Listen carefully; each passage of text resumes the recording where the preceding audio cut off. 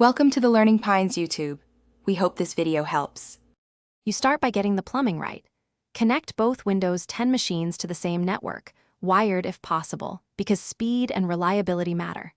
On each PC Open Control panel, go to Network and Sharing Center, then Advanced Sharing Settings, turn on Network Discovery and File and Printer Sharing so Windows advertises resources. While here, make sure both computers share the same workgroup name. This simplifies browsing.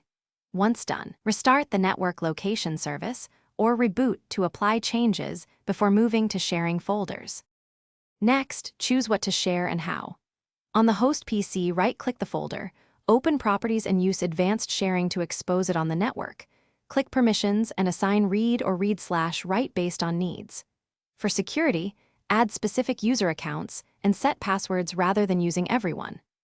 Now on the other PC, open File Explorer and either browse network or map network drive using the path //hostname/share name. Map drives for persistent access. Make sure Windows credentials contain. Finally, verify the link and resolve common errors. From the client PC, ping the host by name and then open the shared path in File Explorer to confirm you see files. This proves both network and share are active. If access fails, check Windows Firewall to allow file and printer sharing, and ensure port 445 TCP is not blocked by router or antivirus.